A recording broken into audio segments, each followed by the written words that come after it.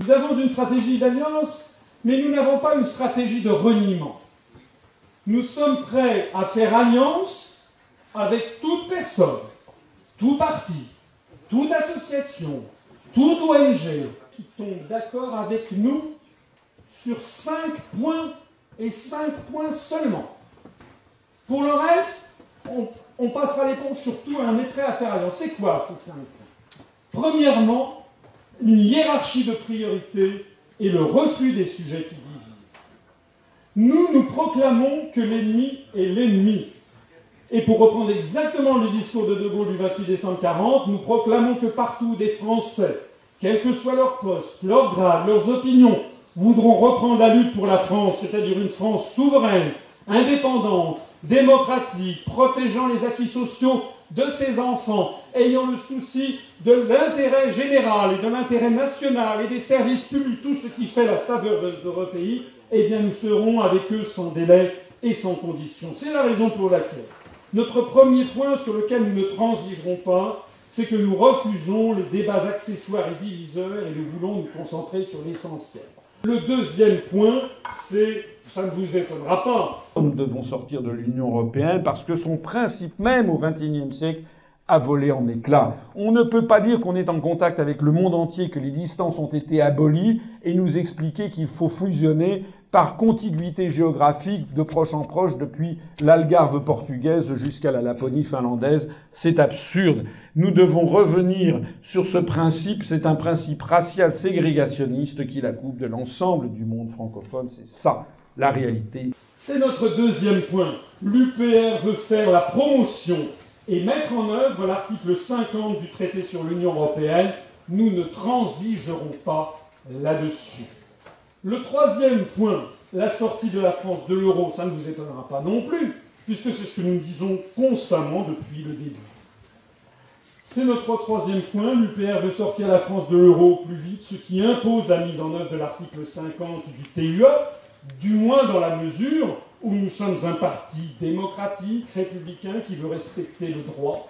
Et il n'y a pas d'autre moyen, la Commission européenne l'a d'ailleurs rappelé au moment de l'affaire grecque, il n'y a pas d'autre moyen que de sortir de l'Union européenne par l'article 50 si l'on veut sortir de l'euro dans les formes juridiques. Le quatrième point, ça ne vous étonnera pas non plus, c'est la sortie de la France de l'OTAN.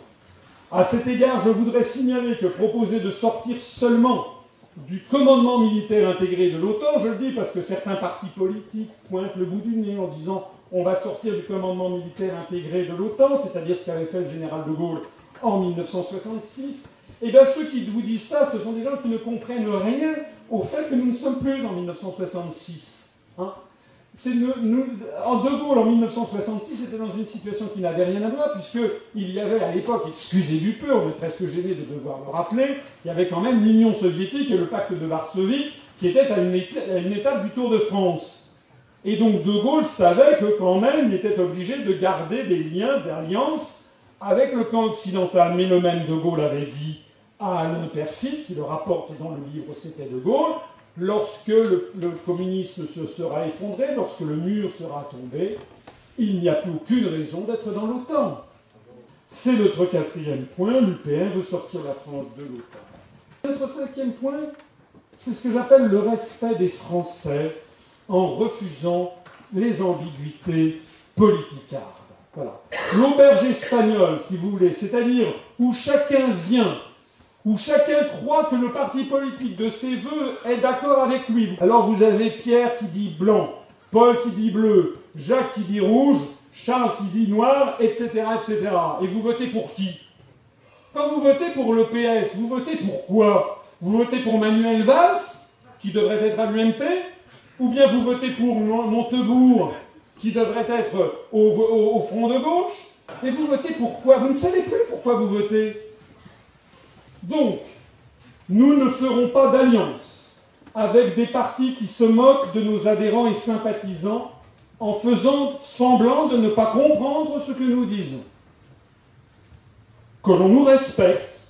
Les gens qui me disent « Allez, allez, on pense tous pareil, tous copains, on est des patriotes », mais ça ne veut rien dire être patriote. Si vous demandez à M. Hollande s'il est patriote, il vous mettra son poing dans la figure en disant « Mais comment vous en doutez ?» Si vous dites à M. Sarkozy, est-ce que vous êtes patriote, il fera pareil. Nous voulons des faits, nous voulons des choses qui soient concrètes, des actes, des prises de position, des propositions concrètes. Donc nous ne ferons pas d'alliance avec des partis qui se moquent de nos adhérents et sympathisants en faisant semblant de ne pas comprendre ce que nous disons. Nous ne ferons pas d'alliance avec des partis qui nous expliquent que vouloir sortir de l'Union européenne et y rester, c'est pareil. Nous ne ferons pas alliance avec des partis qui nous expliquent que vouloir sortir de l'euro sans en parler dans sa profession de foi électorale, ce n'est pas grave. Parce que si, c'est grave. Parce que ça témoigne d'arrière-pensée et qu'il y a derrière des stratégies de roublardise. Nous ne ferons pas alliance avec des partis qui changent constamment de discours et qui alignent des propositions totalement contradictoires en faisant semblant, tel Saint Jean Bouche d'Or, de ne pas voir où est le problème.